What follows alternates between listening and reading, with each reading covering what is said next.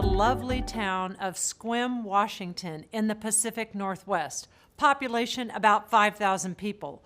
When Walmart wanted to erect a 575,000 square foot shopping complex, the city argued that the big concrete footprint would create a traffic nightmare, unsafe driving conditions, and stormwater runoff that would put toxins in the city's rivers and streams.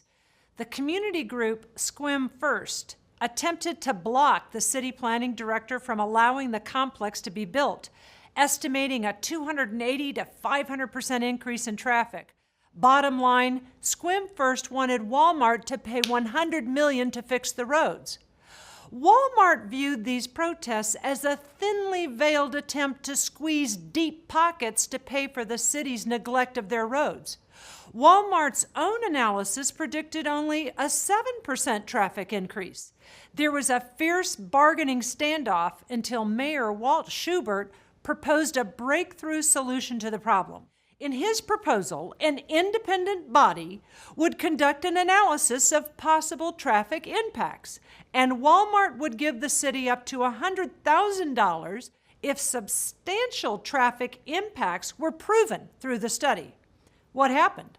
A document prepared by the Superior Court of Clallam County, Washington stated, "Studies prepared insist that the level of service on the county system will not be seriously affected by the increase in traffic, i.e., that the roads have sufficient capacity to handle the increased loads." What can we learn from the story of Sequim and Walmart? Sometimes negotiations break down because parties have fundamentally different views concerning future events that cannot be resolved with existing data and therefore need to be put to test. This type of negotiated agreement is known as a contingent contract because the parties involved will gain or lose as a result of an unknown outcome. A contingent contract is essentially a bet between parties who have different beliefs that can only be tested with more time, more data. Let me give you some warnings so you can make the best of this strategy. First and foremost, check your overconfidence. Your data should be better than theirs. In the Sequim Walmart negotiation, Walmart appeared to have better data than Sequim. Second, make sure the incentives are aligned. For example, you don't want to create an incentive for the other party to create a traffic nightmare. Third, be clear about what data will be used. Decide this up front. Finally, remember, one party will win the bet and the other party will lose. Make sure you can pay off the bet if you lose.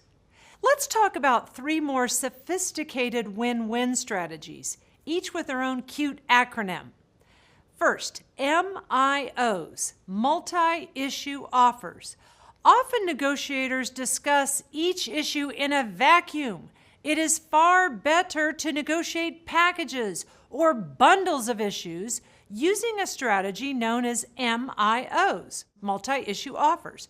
Professor Jean Brett found that negotiators who use MIOs were always able to reach deals and avoid costly impasse.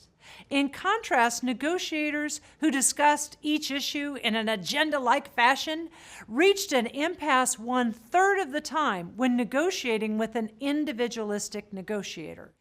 2, mesos, multiple equivalent simultaneous offers. Suppose you're preparing for a negotiation. You've identified several issues in addition to price, and you have prioritized your interests.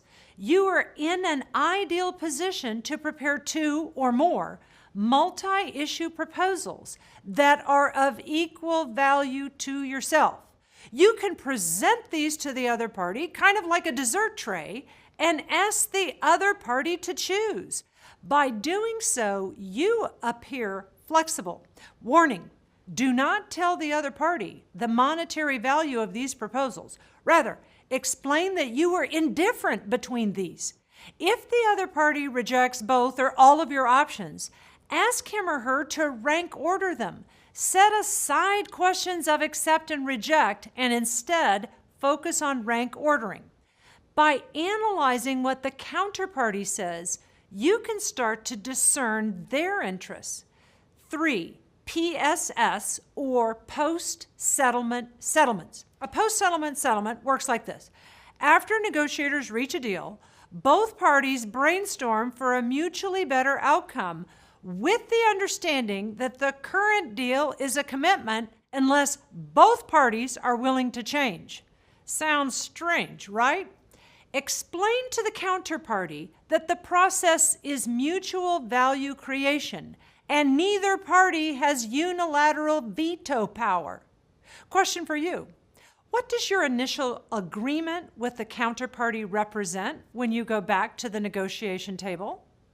New starting point? Yes. Safety net? Yes. Correct answer. This is your new BATNA. Note, 3 considerations should guide your use of the post-settlement settlement strategy. First and foremost, there needs to be enough trust to have this post-deal conversation. Second, you need to consider your opportunity costs. What are you giving up by spending more time with this negotiation? Third, if you are dangerously close to your reservation price, a post-settlement settlement might create a lot more value. Okay, let's sum up. First, refusing to share any information severely reduces win-win potential.